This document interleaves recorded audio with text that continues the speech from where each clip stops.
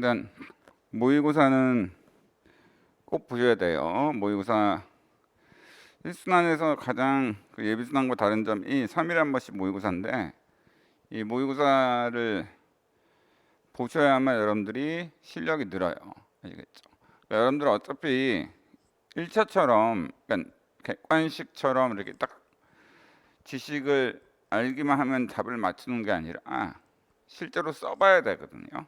그러니까 써야 되기 때문에 머리에 이해가 됐다고 해서 실제로 써지지가 않아요. 그러니까 이게 뭐냐면은 공부를 하는 방법이 여러 가지가 있습니다만은, 일단 첫 번째로 이제 강의를 듣고 이해를 했어요. 그러면은 강의를 듣고 이제 이해가 됐으니까 내가 이제 공부 다 했다. 그러면은 1차에서도 그게 잘 안 되는데, 그나마 1차, 그러니까 객관식이면은 뭐 듣고 이해가 됐으니까 정답 고를 수 있으니까 문제될 게 없는데, 주관식은 다른 게 강의 듣고 이해했다고 그래가지고 여러분들께 되는 게 아니에요. 그러니까 일단 강의를 듣고 이해를 했다. 그러니까 이거는 여러분들이 고득점 하는 데 있어서 한 20-30%이 정도밖에 차지하지 않고요. 그다음에 두 번째는 결국 여러분들이 이제 직접 독서실에 앉아서 강의에서 들은 거를 책을 보면서 복습을 해야 돼요. 그러니까 이제 복습이죠. 혼자 이제 복습하는 시간. 혼자 책을 보면서 고민하는 시간. 이게 없으면은 강의만 들어서는 절대 여러분들 시험에 못 붙습니다. 주관식 시험이기 때문에. 아시겠죠? 그러니까 주관식 시험에서는 아무리 강의를 많이 듣는다 하더라도 본인께 돼야지 이게 그 답안지에 표출이 되는데, 이해가 됐다고 해서 실제로 본인께 되는 건 아니거든요. 그러니까 이게 여러분들 실제로 답안지 써보면 알 수 있다고 봐요. 알겠죠? 그렇기 때문에 꼭 이 복습하는 시간을 가져주셔야 돼요. 복습하는 시간. 그러면은 하루에 어느 정도 복습하는 시간을 가져야 되느냐? 여러분들 이제 뭐 오전에 PSAT 들으시는 분들도 있고 할 텐데, 사람에 따라 틀리긴 하지만은 복습하는 시간이 최소한 그 강의 듣는 시간이랑 거의 비슷해야 돼요. 그러니까 강의를 한 4시간이나 3시간 반 듣는다. 그러면 여러분들 스스로 독서실에서 책을 보면서 그 복습하는 시간, 그 강의 들은 내용에 대해서 복습하는 시간이 최소한 3-4시간 이상은 돼야만 그때부터 이제 여러분들께 돼서 여러분들이 이제 실력이 좀 많이 늘어날 수가 있지, 그렇지 않으면은 여러분들 좀 실력이 늘기가 쉽지가 않아요. 아시겠죠? 꼭 복습하는 시간을 꼭 많이 가지시기를 바라고, 그 다음에 이제 뭐예요? 답안 연습을 해야 되겠죠. 근데 이 답안 연습이 중요하긴 한데, 2차 시험에서 이게 한 복습하는 시간이 복습하는 게 중요도가 50%라면은 이게 이제 20-30%가 또 되는 거죠. 알겠죠? 자, 그러니까 그래서 실제로, 근데 물론 당연히 이걸 못하면 이게 안 되니까 여러분들이 강의를 들을 수밖에 없는 거죠. 경제학이든 행정법이든 행정학이든 강의를 들을 수밖에 없는 이유는 일단 이게 돼야지 이게 되니까. 아시겠죠? 근데 많은 분들이 2번을 빼먹고 이렇게 하려고 한단 말이에요. 이거 안 돼요. 아시겠죠? 그러니까 일단 먼저 강의를 듣고 복습을 하신 다음에 그 다음에 답안 연습, 이런 식으로 해야 됩니다. 아시겠죠? 근데 1순환 때 그럼 뭐 할 거냐? 자, 그 예비순환 때는 이제 요것만 했죠. 근데 이제 1순환 때는 이거 하고 여러분들이 이거 한다는, 이거는 제가 해드릴 수는 없는 거니까 근데 전제하에서 요것도 좀 할 건데, 근데 1순환 때는 여기에 대한 비중이 이 두 가지가 이제 중심이긴 하지만, 여러분들이 이거 2번은 여러분들 한다는 전제하에서 1순환 때는 여기에 한 70%의 비중과 여기에 이제 30% 비중, 이렇게 할 거고, 2순환이라는 이제 11월, 12월에 하는 거는 여기에 한 50%, 여기에 50%. 3순환은 오히려 이제 거꾸로 돼서 이제 여기 이렇게 되는 거죠. 아시겠죠? 그러니까 예비순환은 아예 여기에 100%예요. 아시겠죠? 이런 식으로 여러분들이 생각하시면 될 것 같아요. 이번 순환에서는 예비순환과는 달리 답안 연습, 바로 모의고사가 들어간다. 그래서 모의고사에 대해서 여러분들이 좀 잘, 그러니까 여기서 뭐 작년에 경험 시험을 봐서 시험을 보신 경험이 있거나 이러신 분들이면 책을 보지 않고 답안지 써도 되겠지만 그런 경험이 없으신 분들은 이제 책을 보면서 답안지 쓰는 게 좋아요. 오히려 아시겠죠? 그러니까 책을 보면서 내가 이 문제에서 책을 보고 이렇게 하고 상황법을 이렇게 해서 이렇게 쓰면 내가 시간이 어느 정도 걸리는가 이런 것도 체크하면서 하시는 게 좋아요. 그러니까 처음에 답안지 쓸 때 책 안 보면서 그냥 처음부터 답안지 쓴다. 좋죠. 근데 쉽지가 않아. 그리고 본인이 실제로 쟁점을 알더라도 어느 정도 답안지를 어느 시간에 쓸 수 있는지를 체크를 못 해요. 그러니까 오히려 그냥 책 오픈북으로 보시는 게 훨씬 나아요. 아시겠죠? 그거 먼저 말씀드리겠습니다. 자, 그리고 이번에도 대략적으로 나와 있습니다만은 제가 예상했던 카톡에서도 이번에 이제 2차 시험 봤던 친구들이 제가 이제 강의 시간에 나눠드린 자료에서 다 나왔다고 그렇게 이제 얘기를 많이 하고 했어요.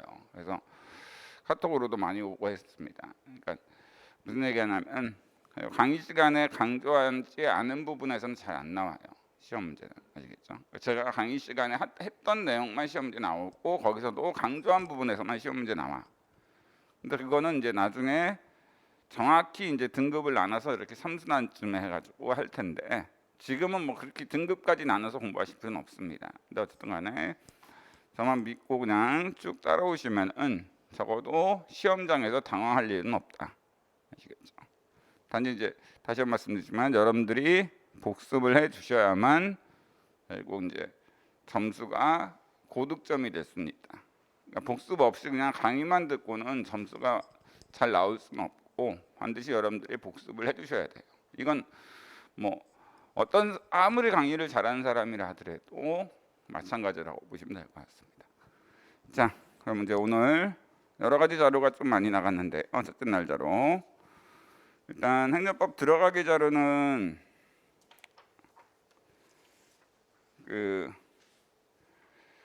이건 예비순환 때도 있고 이 책에도 있는 자료이기 때문에 굳이 여러분들이 예비순환 공부를 충분히 하셨다면은 자세히 볼 필요까지는 없는데 그래도 이제 기억이 예비순환 들으신 지가 꽤 오래됐고 기억이 잘 안 나시니까 행정법 들어가기 자료는 한번 쭉 읽어보시는 걸로 좋겠다고 보입니다. 행정법 들어가기라고 돼 있는 자료 있죠. 그 다음에 이 박스형으로 돼 있는 기출문제 이제 돼 있는 게 있는데 그거는 그러니까 어느 부분에서 기출문제가 참 많이 나왔는가 이거를 이제 보여주는 건데 사실 이것도 그냥 보여드리긴 했는데 이걸 여러분들이 분석해서 지금 하실 필요는 없어요. 나중에 3순환 때 이걸 보면서 기출문제에서 이 부분이 많이 나왔으니까 이 부분이 실제 또다시 될 확률이 높구나 이런 것들만 딱 중요도를 판단하는 자료이기 때문에 중요도에 따라 이렇게 하는 거니까 뭐 지금 보실 필요는 전혀 없다라고 보시면 됩니다. 자, 그러면 이제 여러분들이 중점적으로 봐야 될 자료는 뭐냐? 이제 행정법 사회 문제 답안지 쓰는 요령. 이제 사회 문제 풀이 방법인데요. 자, 요거를 이 자료는 절대 버리지 마시고 끝까지 갖고 계실 때 이렇게 생각하시면 될 것 같아요.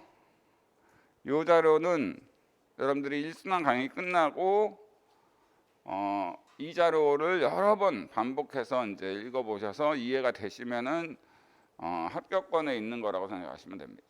지금 완벽하게 이걸 읽어서 완벽하게 이해가 되기에는 여러분들 행정법 전체에 대한 큰 흐름을 아직 잡지 못하고 있으니까 힘들긴 할 거예요. 근데 어쨌든 이 자료가 가장 중요한 자료라고 보시면 돼요.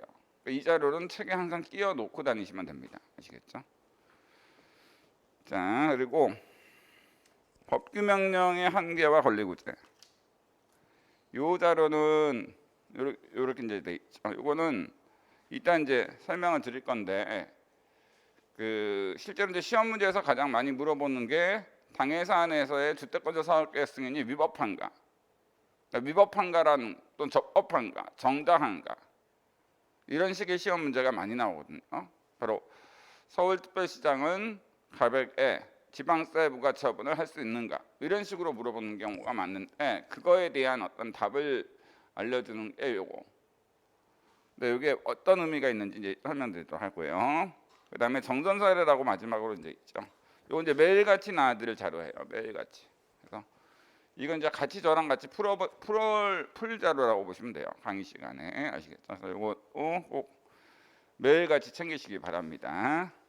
자, 그러면은 오늘은 전체적으로 일단 그 행정법 전체 개관 이미 예비순환 때 어느 정도 하긴 했지만 행정법 전체 개관에 대해서 좀 하고 그 다음에 사례풀이가 어떻게 이루어지는지 이런 부분에 대해서 한번 해보도록 할게요. 일단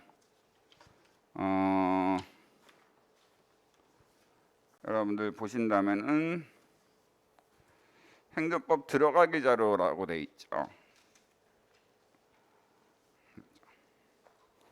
그 자료에 나와 있는 내용이니까 같이 한번 저랑 같이 한번 필기 같은 거는 할 필요 없고요.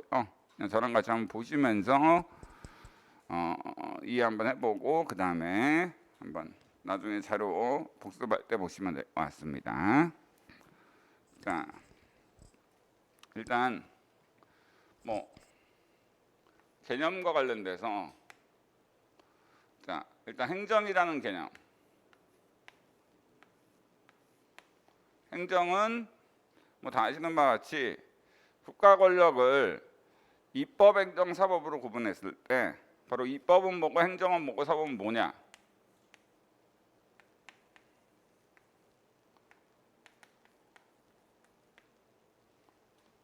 자, 이랬을 때 입법은 일반적, 추상적인 법을 정립하는 활동이라면 행정은 구체적으로 법을 집행하는 작용이다. 이렇게 이제 설명을 드렸죠. 그렇죠? 그래서 행정과 입법, 그러니까 국가의 권력 중에 그 행정과 입법의 차이점은 입법은 추상적인 법을 만드는 활동이라면 행정은 그 추상적인 법을 구체적으로 집행하는 활동이다.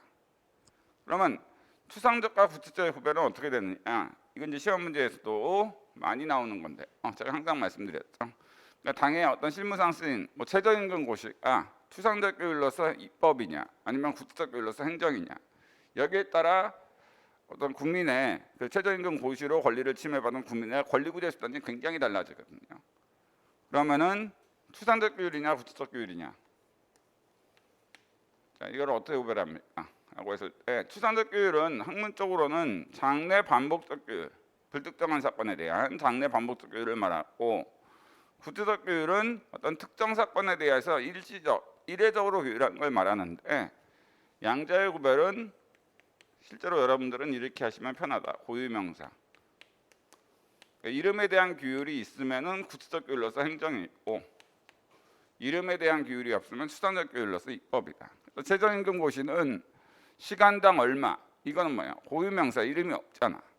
그렇기 때문에 불특정한 모든 사업자들한테 장래 반복적으로 그 이상의 임금을 지급해야 될 의무를 부과하는 입법에 해당하고요. 고용노동부 장관의 최저임금 고시는 같은 고시라도 청소년 유예 매체물 결정 고시는 바로 맥심 또는 뭐 슬램덩크 매건 이런 고유명사 특정 이름이 들어가 있기 때문에 그런 맥심과 슬램덩크와 같은 특정된 책에 대해서만 규율하는 것이므로 바로 이름이 들어가 있는 구체적 규율로서 행정이 됩니다.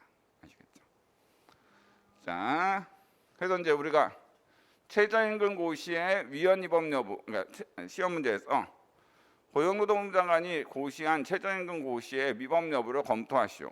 그럼 고시의 법적 성질이 입법이니까 그 중에서도 법령 보충 규칙으로서 위임 명령, 법규 명령이니까 그거의 위법 여부는 위임 명령 한계, 바로 수권의 한계와 재정서 한계에 따라 판단해서 답안지를 쓰면 되는 거고 거기에 비해서 청소년 유해 매체물 결정 고시의 위법 여부를 검토하시오. 그럼 그거는 구체적 규율로서 행정이니까 행정행위에 위법 판단 구조에 따라 답안지를 쓰면 돼요. 그러니까 그렇게 되는 건 이제 나중에 또 설명드리도록 하고, 하여튼 입법과 행정의 차이점은 이렇습니다. 그럼 사법과 행정의 차이점은 사법이나 행정이나 구체적 규율이라는 건 똑같죠. 그렇죠? 근데 행정은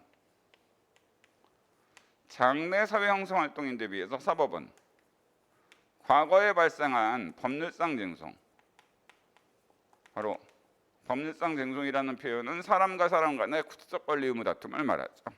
그래서 과거에 발생한 법률상 쟁송, 바로 사람과 사람 간의 구체적인 권리 의무 다툼을 해결하는 활동이라는 점이, 그러니까 입법이나 행정이나 사법이나 둘 다 구체적 활동, 바로 고유명사 이름을 규율하긴 하지만 행정은 장래 사용성을 위해서 하는 활동이라면 사법은 과거에 발생한 사람과 사람 간의 구체적인 권리 의무 다툼, 바로 법률상 쟁송을 해결하기 위한 활동이라는 점, 이 차이가 있습니다. 그렇죠?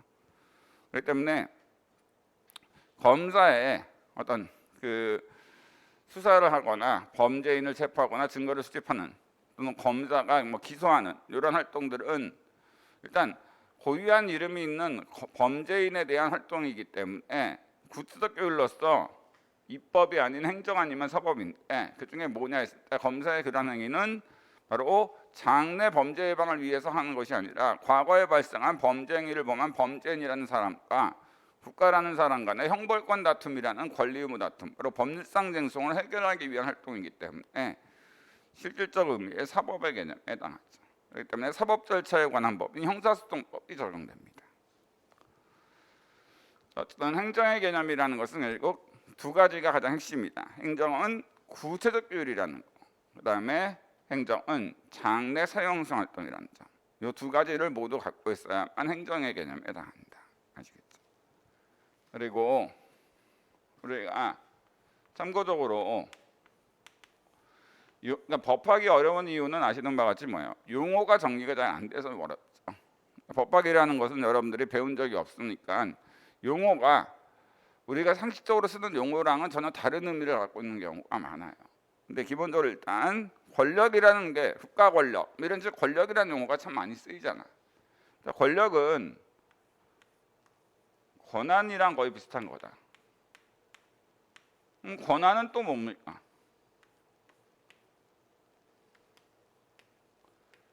직무 범위.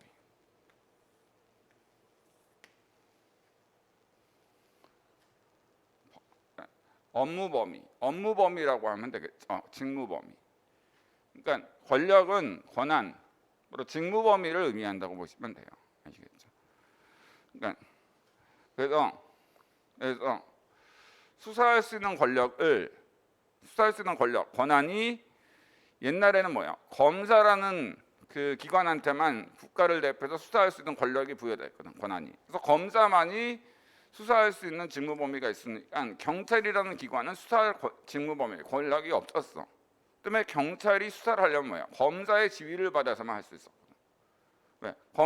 경찰한테는 그런 권력이 법에 의해서 부여되어 있지 않았으니까. 일단 권력이라는 표현이 있으면 항상 권한, 직무 범위다. 그러니까 우리가 손의 직무 범위는 자연적으로 손의 직무 범위는 악수하고 글 쓰고 던지고, 입의 직무 범위는 먹고 말하고 이런 거잖아요. 그런 거랑 똑같은 거라고 생각하시면 될 것 같아요. 자,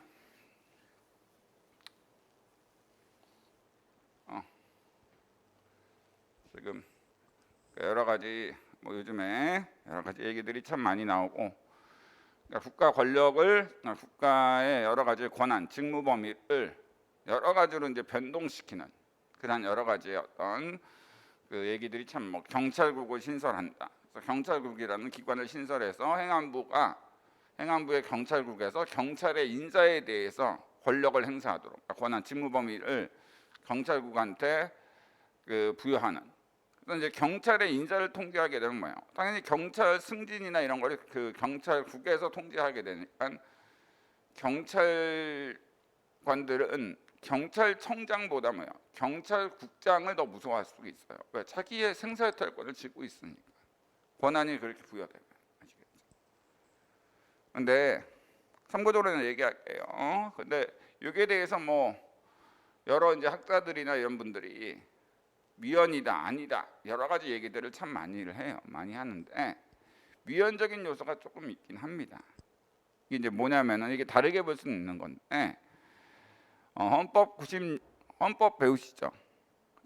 헌법 여러분들 객관식으로 1차에서 이제 볼 수밖에 없는데 그 헌법에 보면은 행정조직, 행정기관이라는 것을 구성하고 행정기관의 권력, 권한, 직무 범위에 대해서는 원칙적으로 법률로 정하라고 되어 있거든요. 국회가 만든. 근데 지금 경찰국이라는 새로운 기관을 만드는 데 있어서 지금 뭐예요? 국회가 법률로 만든 적이 없는데 행정부가 자기들 마음대로 지금 만들려고 하니까 이게 이제 헌법에 위반되는 위헌적인 주장 아니냐 이렇게 얘기를 하는 경우가 있긴 하는 거예요. 아시겠죠? 물론 이제 그 주장에 대해서 반박할 수 있는 게 또 있긴 해요. 근데 그런 거는 뭐 지금 여러분들이 알아두실 필요는 없는 것 같고, 아시겠죠? 그렇습니다. 자 일단 그럼 행정의 개념 됐고, 그럼 이제 행정법. 행정법은 뭐냐?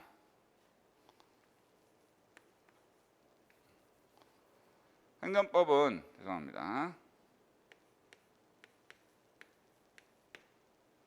국가든 행정주체와 국민이라는 사람 간의 어떤 관계를 규율하는 법, 바로 우월한 국가 등과 열등한 국민 간의 관계를 규율하는 공법인데 여러분들과 여러분들 친구 간의 관계, 대등한 사람과 사람 간의 관계를 규율하는 사법이 아니라 우월한 국가 등과 열등한 국민 간의 관계를 규율하는 공법을 말하는데 이 행정법은 형태에 따라 분류하면은 성문행정법과 문서나 문자화되어 있는 불문행정법이 있죠. 성문행정법으로 헌법, 법률, 뭐 국제법, 법규명령, 그다음에 조례규칙이 있고 불문행정법으로 관습행정법, 행정법의 일반 원칙, 최후의 불문법인 조리 이런 게 있죠. 이런 것들은 뭐 이미 예비순환이나 이런 때 충분히 배우셨을 거고, 그리고 제 강의에도 그 유튜브에 무료로 다 들으실 수 있는 유튜브에 거기 다 있습니다. 그다음에 내용에 따른 분류가 중요한데 형태가 성문행정법으로 되어 있던 불문행정법으로 되어 있던 상관없이 그 행정법, 바로 공법의 내용이 어떤 내용을 담고 있냐에 따라서 행정조직법, 행정작용법,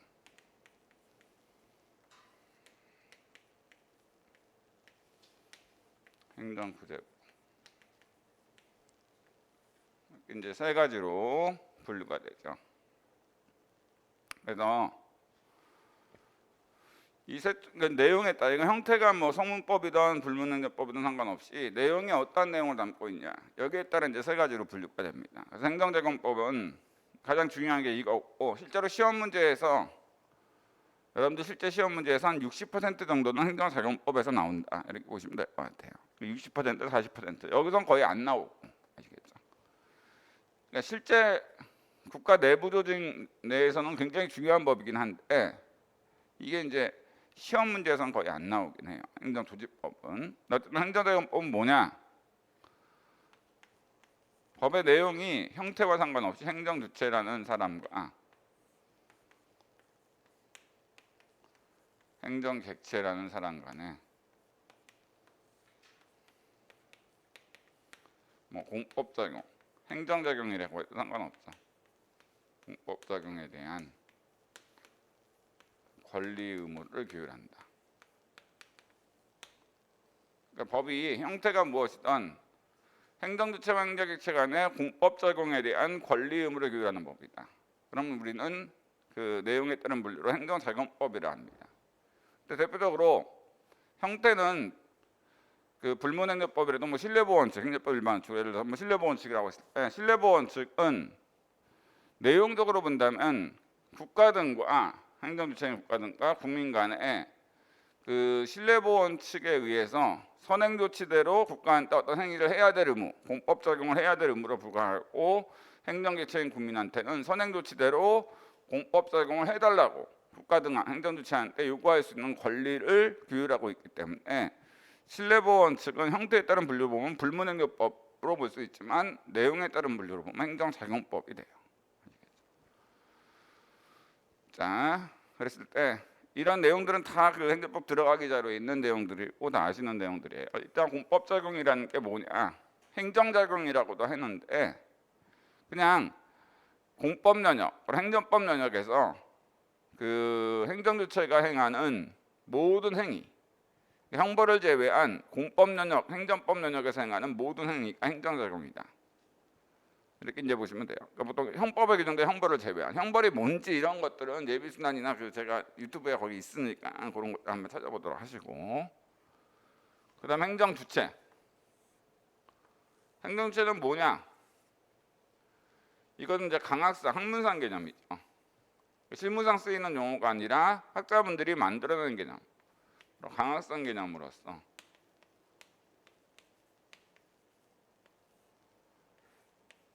실무상 어떤 용어로 쓰이던 공법에 의해 공법작용하는 사람을 말하죠. 공법에 의해 공법작용을 하는 사람.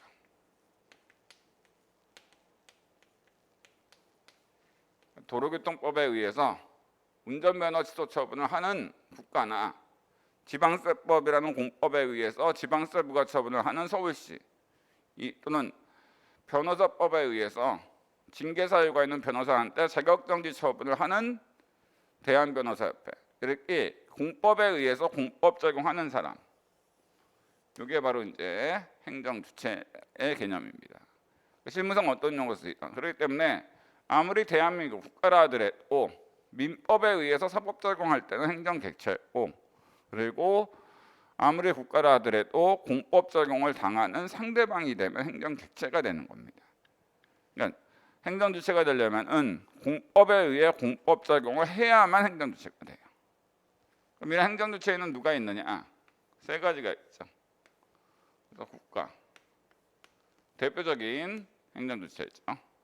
대부분의 공법 적용은 국가가 대부분 행합니다. 국가가 자신의 손발에 해당하는 행정기관들을 통해서, 국가행정기관들을 통해서 대부분 국가라는 행정주체가 공법 적용을 하죠. 네, 국가가 직접 하지 않고 공공단체라는 국가와는 독립된 법인을 통해서 행하는 경우가 많죠. 요즘에는. 그래서 공공단체는 지방자치단체, 그래서 광역지자체라고 해서 광역지자체 5가지가 있죠.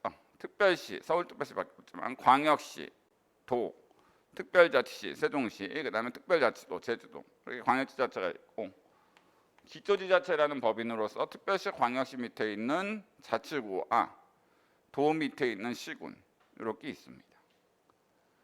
자, 그다음에 기타 공법상 법인.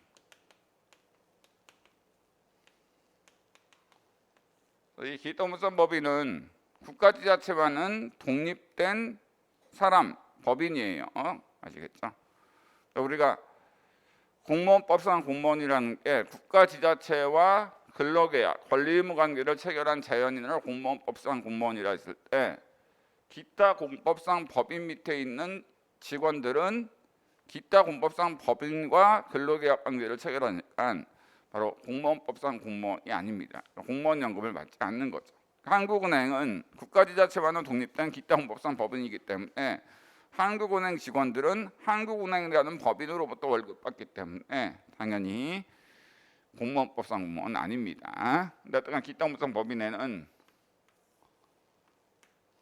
공법상 사단, 이런 것들은 다 거기 적혀져 있고 체계도 있고 하니까 그냥 예전에 예비순환 했던 거 기억 떠올린다고 생각하시면 돼요. 공법상 사단이라고 해서 제가 뭐라고 했냐면, 이제 사람들이 모인 단체에 대해서 공법에서 공법인으로 인정한, 그래서 무슨 조합, 음마아파트 재건축 조합이라든지 조합자로 끝나는 거, 농협협동조합, 수협 협동조합 이런 거, 수산업 협동조합, 그 다음에 대한 무슨 회, 대한 변호사협회, 대한 세무사협회, 대한 의사협회, 그다음에 무슨 공단, 근로복지공단, 국민건강보험관리공단, 이런 공단들 이런 것들이 공법상 사단법인이고, 그다음에 영조물법인이라고 해서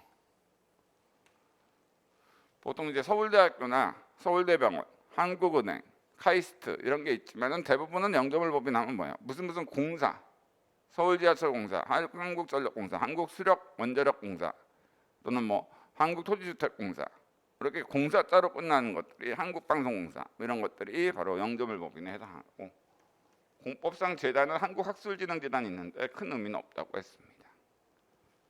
그다음에 이제 공무수탁사인이라고 행정주체에서 일반적으로 그 공무수탁사인은 일반적으로 그냥 국가와 공공단체와는 달리 공법에 의해 설립된 사람이 아니라 공법에 의해서 설립된 공법인이 아닌 그냥 일반 사법에 의해서 인정되는 자연인 법인 같은 사인이야. 근데 예외적으로 사인인데 공법에 의해 공법 적용하는 사인인데 공법에 의해 공법 적용하는 경우가 있거든요. 그런 걸 이제 공무수탁사인이라고 합니다. 그래서 이제 대표적으로 항공기 내 기장이라는 기장처럼, 원래 아시아나항공기 기장은 개인 금호 아시아나라는 사기업과 근로계약을 체결한 사법상 근로자에 불과하지만 항공기 내에서 테러가 발생했을 때는 항공법이라는 공법에 의해 경제권 발동이라는 공법 작용을 한단 말이에요. 그러니까 공법에 의해 공법 작용하는 사람에 해당하니까 행정주체죠. 단지 행정주체 중에 얘도 아니고 얘도 아니니까 공무수탁사인이라고 하는 거예요. 자, 그리고 행정객체는 공법작용의 상대방이죠. 공법작용을 당하는 상대방.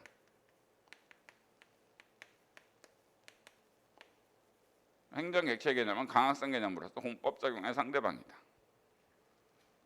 그러므로 국가도 만약 서울시라는 지방자치단체로부터 수도세 부과처분이라는 공법작용을 당했다. 그럼 그때 공법작용의 상대방은 대한민국이라는 법인 국가란 말이에요. 그럼 그때 국가는 수도세 부과처분이라는 공법작용의 상대방이 되기 때문에 그 범위 내에서 국가는 행정객체가 되는 거예요. 그러니까 여기 지금 얘기했던 이 행정주체 세 가지는 얘들이 항상 행정주체가 되는 게 아니라 얘들이 공법에 의해 공법작용할 때만 행정주체가 된다는 거. 행정주체와 행정객체 개념은 바로 강학상 학문상 개념이니까 이 개념 정의에 충족이 돼야만 행정주체와 행정객체가 된다는 걸 꼭 유념해 주세요. 그리고 여기 이제 행정주체에는 특히나 이제 국가지자체다. 국가지자체에는 바로 그 법인이기 때문에 특히나 그 자신들의 손발에 해당하는, 바로 자연인이면은 손발 입에 해당하는 어떤 권리를 행사하거나 의무를 이행할 수, 실제로 행동할 수 있는 기관들이 필요해. 그래서 국가와 지자체는 행정조직법을 통해서 뭐예요? 행정기관이라는 자신의 손발을 만들고 행정기관에게 일정한 직무범위, 바로 권한을 부여하죠. 직무범위, 권한. 이 행정조직법에 의해서 국가나 지자체의 기관으로 만들고 그 만들어진 기관한테 조직법에 의해서 권한이 부여되면은 그 기관은 그 조직법상 부여받은 권한 범위 내에서 어떤 행동을 한다. 그럼 그거는 국가나 지자체의 직무 범위 내에서 행동했으니까 국가나 지자체한테 권리 의무가 기속되고, 반대로 행정기관이 조직법상 부여받은 권한 범위를 뛰어넘어서 행동했다. 그럼 그 행정기관의 직무 범위를 뛰어넘어서 행동한 거니까 그거는 국가나 지자체 행위로 인정되지 않습니다. 그래서 제가 예비순환 때 바로 동사무소 동장이 계엄 선포했다. 동사무소 동장은 조직법상, 행정조직법상 계엄 선포할, 국가라는 법인을 대표해서 계엄 선포할 수 있는 권한을 조직법상 부여받지 않았잖아. 그러니까 동사무소 동장이 계엄 선포 행위는 당연히 그 조직법상 행정 권한이 없으니까 국가의 행위로 인정되지 않습니다. 아시겠죠? 그러니까 이 행정기관, 이 행정기관은 자세한 얘기는 예비순환 때 이미 다 했으니까 지금은 그냥 기억만 떠올리신다고 생각하시고, 이 행정기관은 사람이 아니죠. 국가와 지자체와 같은 행정주체가 사람이지 권리 의무를 가질 수 있는 행정기관은 사람이 아닙니다. 그러므로 행정기관은 권리 의무를 갖지 못한다는 거 아시겠죠? 오로지 조직법에 의해서 부여받은 권한, 직무 범위 내에서 행동을 할 수 있는 것만 가능하지 바로 사람이 아니기 때문에 행정기관은 권리 의무를 갖지 못한다. 이걸 꼭 명심해 주시기 바랍니다. 그런데 또 행정기관 중에 행정청이라는 여러 가지 행정기관 중에 어떤 조직법상 어떤 권한을 부여받았느냐에 따라서 행정청, 의결기관 이렇게 기관들이 나눠져 있는데 그런 것들은 또 나중에 살펴보도록 하겠습니다. 그리고 그거는 또 예비순환 때 어느 정도 했고요. 자, 됐고 그 다음에 이제 행정자금법에서 행정주체와 행정객체 개념에 대해서 기본적인 건 했고 공법작용이라는 것은 공법 영역에서 행하는 모든 활동을 의미한다. 그래서 형법에 규정된 형벌을 제한 공법 영역에서 행정주체가 행하는 모든 활동 이거를 이제 공법작용이라고 한다. 이렇게 생각하시면 됩니다. 그럼 행정조직법은 쓸 필요 없이 뭐겠느냐 했을 때 국가나 지자체에 소속되어 있는 행정기관을 만들고 그 행정기관의 직무 범위, 바로 권한에 대해서 규율하는 법. 이게 바로 행정조직법이겠죠. 행정조직법은 국가지자체에 소속되어 있는 국가지자체라는 법인의 손발에 해당하는 행정기관을 만들고 그 행정기관의 직무 범위, 바로 권한에 대해서 규율하는 법. 이게 바로 행정조직법입니다. 그래서 국가의 행정기관 구성 및 권한에 대해서 규율하는 법은 정부조직법이고 지방자치단체 행정기관 구성 및 권한에 대해서 규율하는 법은 지방자치법의 조직법 조항들이 있어요. 아시겠죠? 자, 이 조직법은 실제 실무적으로는 굉장히 국가 권력, 국가라는 법인의 어떤 소속되어 있는 행정기관들의 권력, 권한, 직무 범위에 대해서 규율하는 거니까 실제로는 국가 권력의 향배를 결정짓는 거기 때문에 굉장히 의미가 있어요. 왜냐하면 이 행정조직법 개정을 통해서 어느 기관한테 정말 막강한 권한이 부여된다. 직무 범위가. 그러면은 그 기관을 통제할 수 있는 그러한 방안이 없다라고 하게 되면 그 기관은 그야말로 국민이 국가의 주인인데 오히려 그 기관이 권력이 너무 많다 보니까 권한이 그 기관이 국가의 주인이 돼 버려요. 아시겠죠?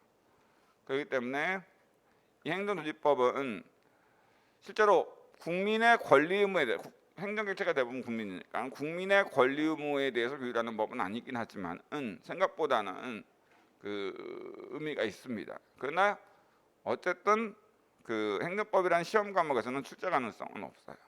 아시겠죠? 그러니까 편하게 넘기시면 될 것 같아요. 행정구제법. 행정구제법은 이 행정작용법에 의해서 발생한 행정주체와 행정객체 간의 공법작용에 대한 권리 의무 다툼이 생겼을 때, 그러니까 사람과 사람 간의 권리 의무 다툼이라는 법률상 쟁송이 발생했을 때, 그러니까 행정주체와 행정객체 간의 공법작용에 대한 권리 의무에 대한 다툼이 생겼어. 그때 그 권리 의무 다툼을 해결하는 절차에 관한 법을 보통 얘기하죠. 그래서 보통 우리가 행정수동법이나 행정심판법 요거를 행정구제법이라고 하게 됩니다. 자, 됐죠. 자, 내용에 따른 분류까지 일단 전체적인 설명을 드렸고요.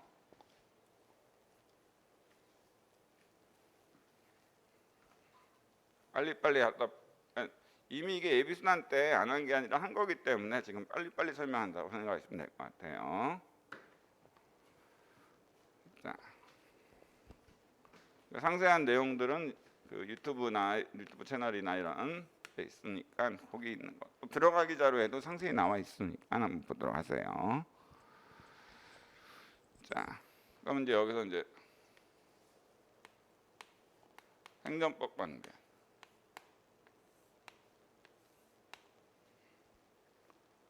행정법 관계라는 거는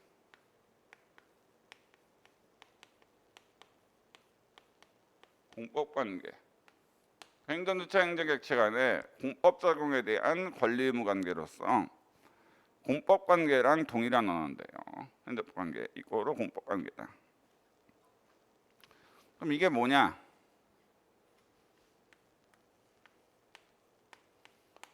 행정주체라는 사람과 행정객체라는 사람 간에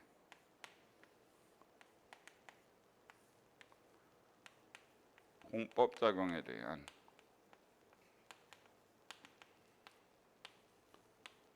권리 의무 관계.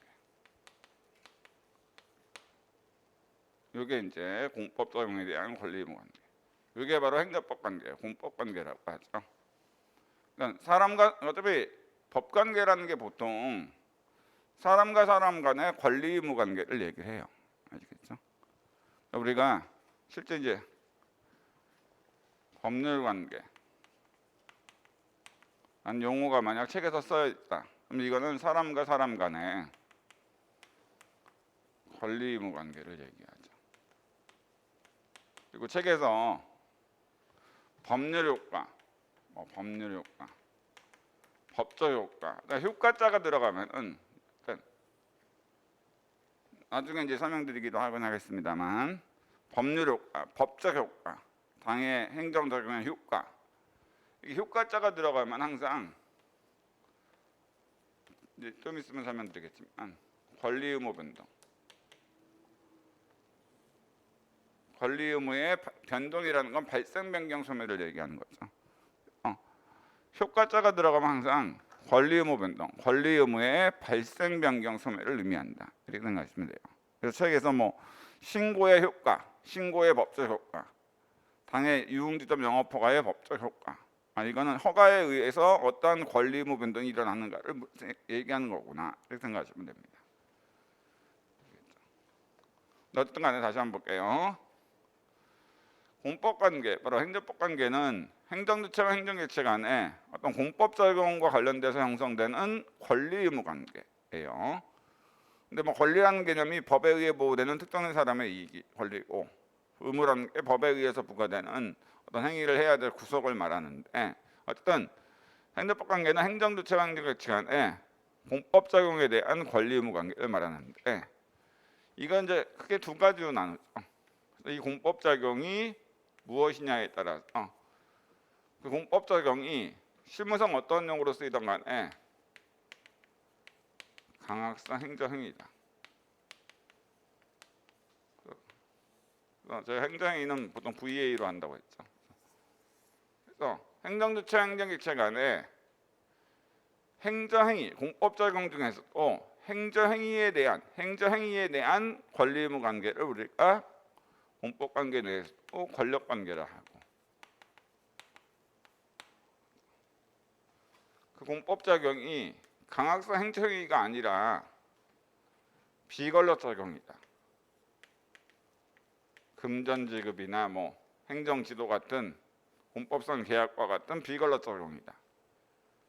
그러면 이거는 행정주체, 행정객체 간의 공법작용 중에서도 비권력작용에 대한 권리 의무 관계, 이건 이제 비권력 관계라고 합니다.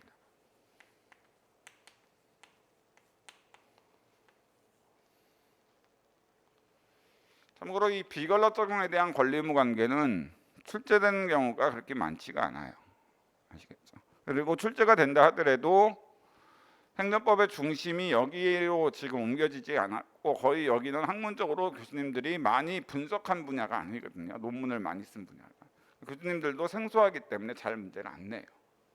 아시겠죠?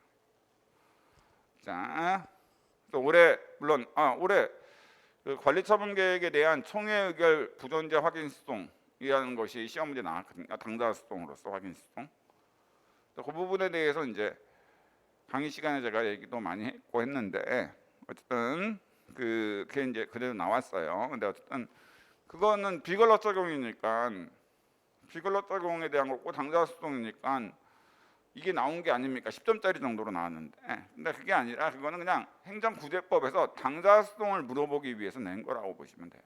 그렇기 때문에 실제로 올해 이제 시험 문제에서, 그렇기 때문에 그 실제로 비권력 적용으로서 객관식이라면은 비권력 적용해서 공법상 계약이라든지 행정지도 이런 게 20문제에서 한 2문제 정도는 나올 수가 있는데 주관식에서는 이 부분이 객관식은 그냥 지식만 테스트하는 거니까 이렇게 나올 수 있는데 주관식에서는 이거를 문제로 엮어서 나와야 되는데 여러분들한테 근데 590채 주관식에서는 출제 가능성이 좀 많이 떨어진다.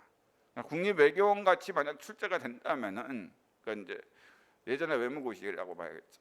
국립외교원 같이 문제가 출제되는 방식이라면은 출제가 될 수도 있긴 한데 여러분 590채에서는 그런 식으로 출제가 안 되고 진짜 제대로 된 옛날에 사법고시 수준으로 출제가 되거든요. 요즘에 그렇기 때문에 출제 가능성이 없다 이렇게 보시면 됩니다.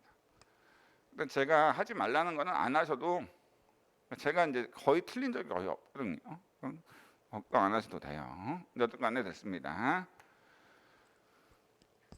근데 그럼 어쨌든 해석이 한번 이렇게 되는 거죠. 행정주체가 행하는 공법 작용에는 그게 이제 행정행위와 비권력 작용이 있는 거죠. 이 행정행위에 대한 권리 의무 관계는 권력 관계를 하고 행정적 행정개체간의 공법 작용 중에서도 비권력 작용에 대한 권리 의무 관계는 비권력 관계라고 하는 겁니다. 그런데 다 아시는 내용이고 하지만 다시 한번 확인만 해봅시다. 반드시 이거는 외워두셔야 된다고 제가 항상 얘기했는데 자, 그럼 시험자 어차피 행정행위 권력관계, 행정주체 행정개체 간의 행정행위에 대한 권리 의무 관계인 권력관계가 시험 문제 나온단 말이에요. 아시겠죠? 그러면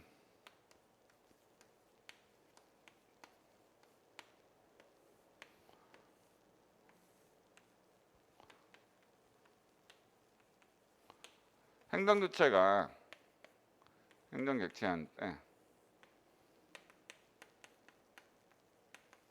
수십만 개의 공법 작용을 한단 말이에요.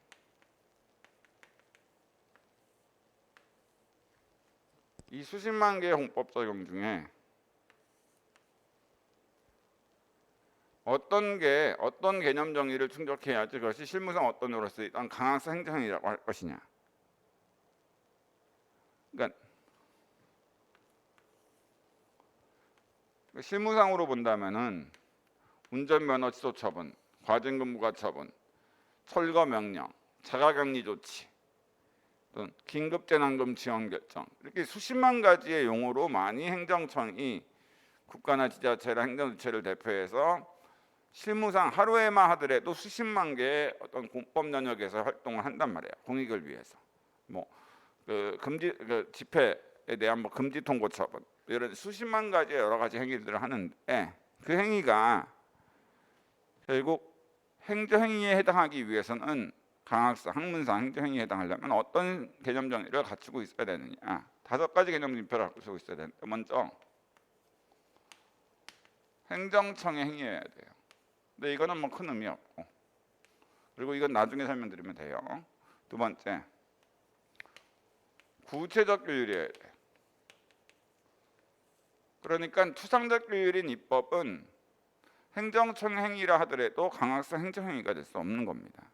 아시겠죠? 그러니까 아까 고용노동부 장관의 최저임금 고시는 고용노동부 장관이라 행정청의 행위이긴 하지만 강학사 행정행위가 되지 못한 이유는 그 최저임금 고시는 추상적 규율로서 입법이지 구체적 규율이 아니기 때문에 행정행위가 될 수 없어요. 이거 반대말은 추상적 규율이잖아. 입법. 그죠? 그다음에 세 번째. 공법 작용이에요. 그다음에 민법에 근거한 사법 작용은 강학사 행정행위가 될 수가 없습니다. 아시겠죠? 네 번째. 국민의 권리 의무 변동을 일으키는 법률 요건에 해당해야 돼. 그 때문에 법률의 요건에 해당하지 않아서 효과로서 권리 의무 변동을 일으키지 못한다. 그러면 그거는 강학사 행정행위가 될 수가 없어요. 아시겠죠? 예를 들어서 그 법률의 근거도 없이 대통령이 아무런 근거도 없이 그냥 어떤 그 건물에 대해서 어떤 대통령이 아무런 법률의 근거도 없이 건물에 대해서 사용 중지 명령 내렸다.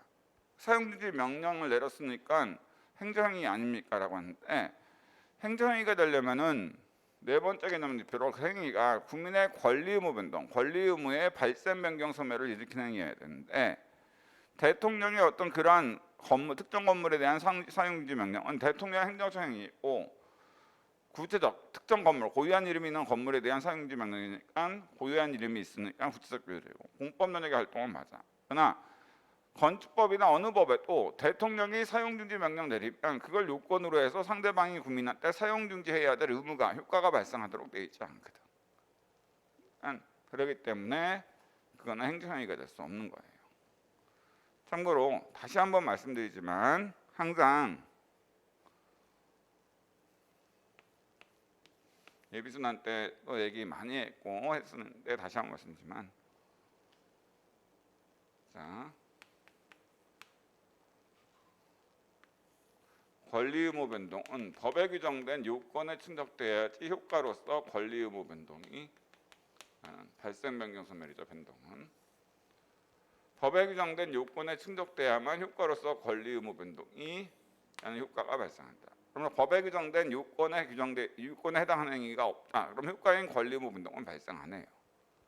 제가 얘기한 걸로써 여러분들이 그 아파트에 대해서 부동산 등기부에 소유권자로 등재됐다. 이것만으로 그 아파트 소유권이라는 권리가 발생하느냐? 아니죠. 왜? 민법이라는 법에서 부동산 등기부 등기를 요건으로 효과로서 소유권 발생하도록 규정되어 있지 않거든. 민법의 소유권 발생이라는 권리 발생의 요건으로 민법에 규정된 행위는 매매계약, 상속, 유언, 증여계약 이런 거거든요. 그러니까 항상 권리 의무 변동이라는 효과는 법에 규정된 요건에 해당해야만 효과로서 권리 의무 변동이 일어나는 거예요. 아시겠죠? 그러니까 우리가 그 서울시장 같은 시장이 건축법에 근거해서 철거 명령을 내렸을 때 상대방인 국민한테 철거해야 될 의무가 부과되는 이유는 건축법이라는 법에서 철거 명령을 요건으로 규정해서 효과로서 상대방한테 철거 의무가 발생하도록 규정하고 있기 때문이에요. 또 이거를 만약 반대로 얘기한다면 만약 건축법이라는 법률이 폐지가 돼서 건축법이 사라졌어. 건축법이라는 법률이 아예 사라졌어요. 없어졌어. 근데 서울시장이 법의 근거도 없이 건축법이라는 법이 폐지돼서 법이 없는데 그냥 A라는 사람한테 A 건물에 대해서 A가 소유하는 건물에 대해서 철거 명령 내렸다. 그럼 상대방한테 철거 의무 부과 안 됩니다. 아시겠죠? 왜? 철거 명령을 요건으로 해서 상대방한테 효과로 철거 의무가 발생하도록 법에 규정되어 있지 않거든. 아시겠죠? 그러니까 항상 권리 의무 변동은 법에 규정된 요건에 해당해야만 효과로서 권리 의무 변동이 일어난다. 그러니까 우리가 공정거래위원회가 어떤 기업에 대해서 시정조치 권고, 담합행위를 하지 말아라라는 시정조치 권고했다고 해서 그 기업한테 담합행위 하지 말아야 될 의무가 발생하는가? 발생 안 하죠. 왜? 공정거래법 어디에도 시정조치 권고를 요건으로 해서 효과로서 시정해야 될 의무가 발생하도록 법에 규정되어 있지 않거든. 그러니까 시정조치 권고는 법에 규정된 요건에 해당하지 않아요. 아시겠죠? 거기에 비해서 공정거래위원회가 어떤 기업에 대해서 시정조치 명령을 내렸어. 그럼 효과로서 상대방한테 시정해야 될 의무가 부과되고 그 위반하면 상대방은 형벌을 부과, 징역벌금 같은 형벌이 부과돼. 왜?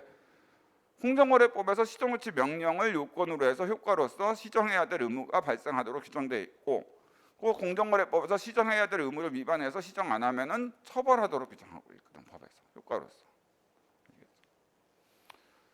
누차 말씀드리고 하지만 민법이라는 사법 영역에서는 좀 다른데 하여튼 여러분들 행정법 영역에서는 법에 규정된 요건에 해당해야만 효과인 권리 의무 변동이 일어난다. 아시겠죠? 우리가 신고도 예를 들어서 저녁에 우리가 제육볶음 먹겠다고 신고를 했어. 이 신고에 의해서 권리 의무 변동이 일어납니까? 아니요. 그건 사실행위이지 법에 규정된 요건이 아니거든. 그다음에 우리가 관악구청장한테 저녁에 제육볶음 먹겠다 신고했다. 이거는 법에서 요건으로 규정된 행위가 아니기 때문에 효과로서 권리 의무 변동이 일어나지 않아요. 신고하든 안 하든 그냥 여러분들 자기가 자유롭게 먹을 수 있는 거야. 아시겠죠? 그러니까 그 신고를 요건으로 권리 의무 변동이 일어나는 건 아니라는 거야. 왜? 제육볶음 먹겠다는 신고는 법 어디에서도 그 제육볶음 신고를 요건으로 해서 효과로서 권리 의무 변동이 일어나도록 규정하고 있지 않으니까. 거기 비해서 여러분들이 당구장 영업을 하려고 당구장 영업 신고를 했어. 그러면 그거는 체육시설 설치에 관한 법률에서 그거를 요건으로 해서 효과로서 뭐예요? 당구장 할 수 있는 권리가 발생하도록 효과로서 규정하고 있거든. 그러니까 그거는 요건에 해당하는 행위이기 때문에 효과에 있어서 당구장 할 수 있는 권리, 그리고 당구장 하지 말아야 될 의무를 소멸시키는 권리 의무 변동을 일으킨단 말이에요. 체육법에서 그 행위는 당구장 업 신고는 같은 아까 신고란 용어를 썼더라도 아까 신고와는 달리 법에서 요건으로 규정했으니까. 아시겠죠? 그러니까 항상 명심하세요. 권리 의무 변동이라는 것은 항상 법의 요건으로 규정돼서 효과로서 권리 의무 변동을 일으키도록 법에 규정된 요건에 해당해야만 한다. 권리 의무 변동이 일어난다. 이걸 꼭 명심해 두시면 돼요. 그러니까 이 얘기는 뭐냐? 행정청의 어떤 공법 적용이 강화성 행정행위가 되려면 국민의 권리 의무 변동을 일으키는 행위만 행정행위가 되거든요. 아무로 당의 행정청의 어떤 공법 적용이 실무상 어떤 쓰이는 공법 적용이 그것이 법에서 요건으로 규정해서 효과로서 권리 의무 변동을 일으키도록 규정되어 있어야만 그게 행정행위가 될 수 있다는 거야. 그러니까 공정거래위원회가 한 시정조치 권고는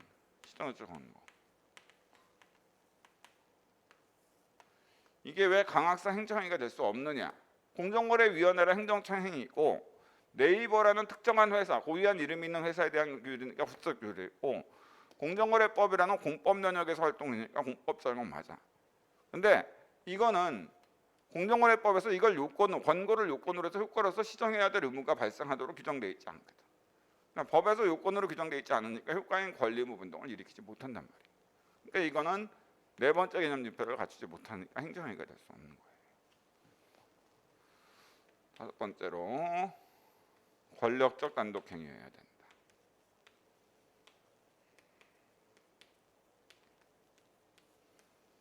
이 다섯 가지 개념 지표를 모두 갖추고 있어야만 실무상 어떤 용어에서 일단 우리는 행정행위다 이렇게 할 수 있는 겁니다.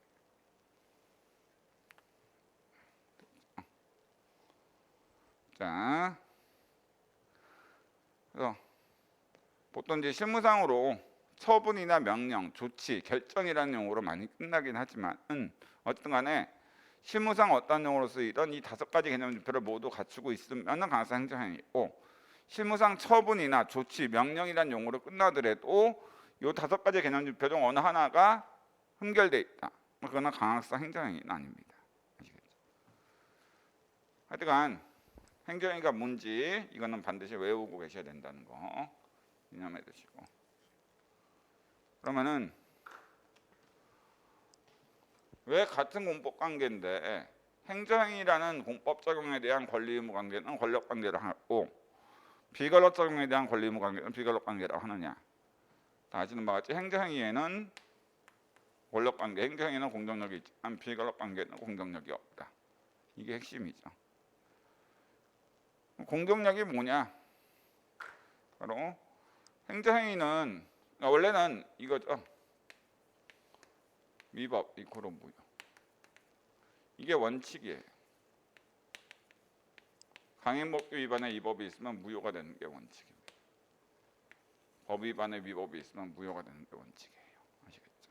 그렇기 때문에 일단 사법관계, 그러니까 삼성전자 직원한테 해고를 했는데 그 해고가 근로기준법 30조 위반, 정당한 사유 없는 해고다. 그러면은 근로기준법 30조 위반에 위법이 있으므로 무조건 무효가 돼요. 그러니까 법에 위반되면은 법에 의해서 보호되는 권리 의무라는 효과는 발생 안 합니다. 그래서 위법하면 무효가 되는 거예요. 아시겠죠? 이게 원칙이야. 근데 행정행위, 바로 공정력은 뭐예요? 그냥 다 아시는 내용이지만 다시 한번 확인해 보도록 합시다. 자, 행정행위는 위법하더라도 그 위법이 중대, 명백하지 않는 한 권한 있는 기관이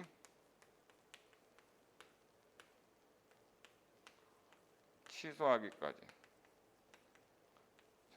전까지 바로 이게 공정력이죠. 그러니까 공정력이라는 것은 행정행위는 위법하더라도 그 위법이 중대연백하지 않는 한 권한 있는 기간이 취소하기 전까지 유효하다. 이게 바로 공정력입니다. 자, 그러면은 이게 뭐냐? 일단 첫 번째 중대연백하지 않는 한이라고 했으니까 행정행위 위법이 행정행위 위법도 행정행위도 그 위법이 중대연백하면 처음부터 무효라는 얘기죠. 근데 제가 얘기했지만 행정행위 위법이 중대연백한 경우는 그렇게 많지는 않다. 이렇게 생각하시면 되고, 또 행정행위 위법이 중대연백한 위법이 아니더라도 권한 있는 기간이 취소하기 전까지 유효라고 했으니까 뭐예요? 권한 있는 기간이 취소하면 무효가 된다는 얘기죠. 그러니까 반대로 얘기하면, 그렇죠? 행정행위 위법이 중대연백한 위법이 아니더라도 권한 있는 기간이 취소하기 전까지는 유효하다. 이 얘기는 반대로 얘기하면 행정행위에 위법이 있더라도 중대연백한 위법이 아니더라도 권한 있는 기간이 취소하면은 무효가 된다는 얘기잖아요. 그렇죠? 당의 행정행위를 위법하지만 유효한 행위를 취소해서 무효로 만들 수 있는 권한 있는 기관이 누구냐 했을 때 처분청, 그 다음에 취소심판을 맡은 행심위, 행정심판위원회, 그 다음에 취소소송 맡은 행정법원.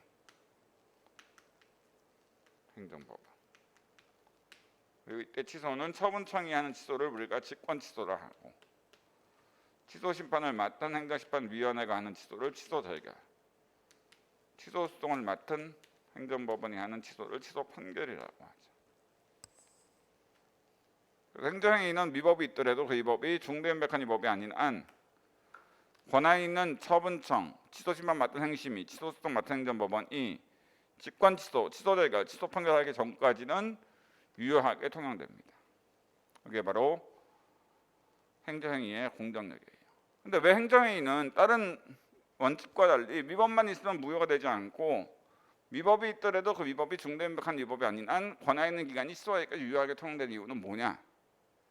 그는 행정의 실효성, 공익을 위해서 그런 거라고 보시면 되겠죠. 그러니까 간염병 환자 강제격리 조치라든지 또는 그 간염병이 이상한 코로나19보다 더 강력한 치사율이 높은 어떤 전염병이 창궐해가지고 여기에 대해서 이제 국가가 일시적으로 그 영업시간 제한 처분이라는 행정행위를 했어. 근데 이 처분을 할 때 약간 절차를 제대로 거치지 않은 경미한 위법이 있어. 근데 위법만 있다고 해서 바로 무효가 되면 어떻게 돼? 그럼 영업시간 제한 처분이 무효니까 지킬 필요가 없게 되니까 뭐예요? 그리고 전염병 확산을 막을 수 없게 돼서 국가가 제대로 운영되기가 힘들겠죠. 행정행위는 공익을 위해서 보통 행정주체가 발동하기 때문에 공익을 위해서 비록 위법이 있더라도 그 위법이 중대연백할 정도의 위법이 아닌 한 권한 있는 기간이 취소하기 전까지는 일단 국민들한테 유효하게 통용시켜서 공익을 달성케 하자는 거죠. 단지 그 위법하지만 유효한 행정행위로 권리를 침해받은 국민이 있다. 위법하지만 유효한 행정행위로. 그러면 그 국민들은 권한 있는 기간에 취소를 구하면 되는 거예요. 그래서 권한 있는 기간에 취소 소송이나 취소 심판 제기해서 취소되고 취소 판결을 통해서 무효로 만들면은 당의 행정행위가 이제 취소되고 취소 판결을 통해서 무효가 됐으니까 그 위법한 행위로 인한 국민의 권리 침해는 구제가 될 수 있겠죠. 자, 그렇게 되는 겁니다. 자, 됐죠? 그래서 이게 이제 권력관계, 비권력관계를 구분하는 이유는 결국 권력관계, 행정행위에만 공정력이 인정되기 때문이다.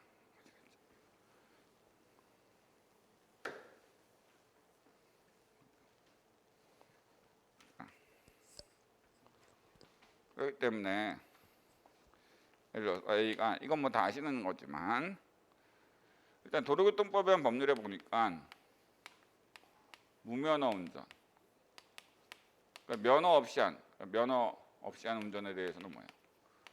징역, 형벌을 부과하도록 돼 있어요. 징역이라는 형벌을 부과하도록.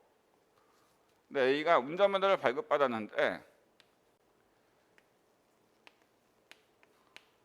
면허 취소라는 행정행위를 받은 거야.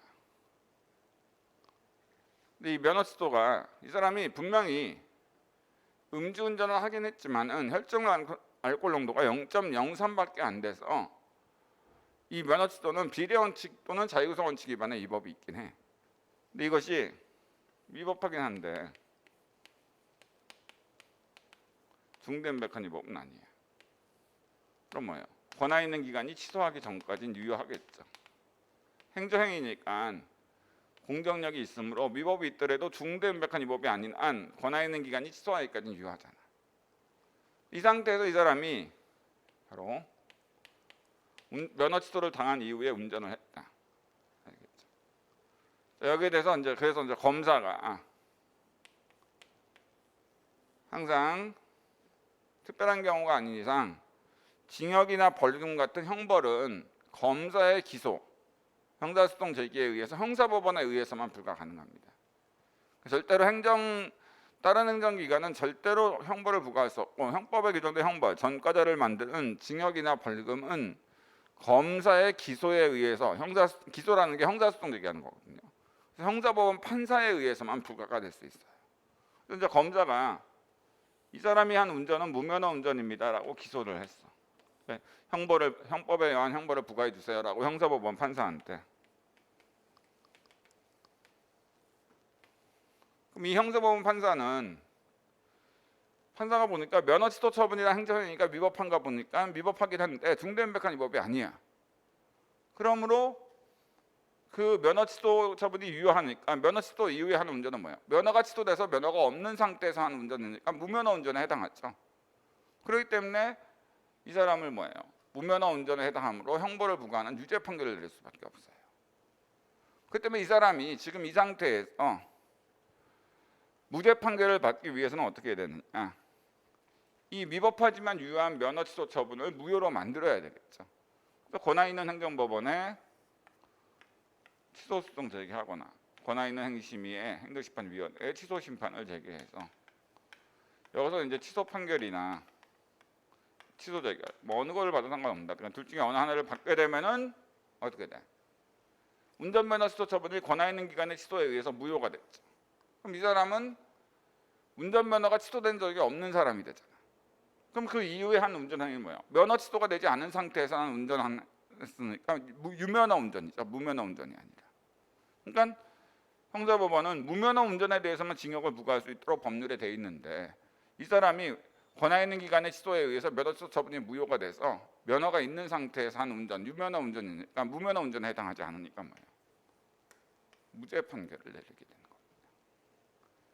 그 때문에 면허 취소 처분이 된 이후에 운전했는데 면허 취소 처분이 위법하다고 판단될 때 그럼 이런 사람들이 그 검사의 기소에 의해서 형벌을 부과받을 수 있다라는 이런 사람들은 빨리 권한 있는 행정법원에 운전면허 취소 처분에 대한 취소 소송이나 취소 심판을 제기를 해야 되는 거예요. 자, 이렇게 된다라고 보시면 되겠어요. 자, 됐죠?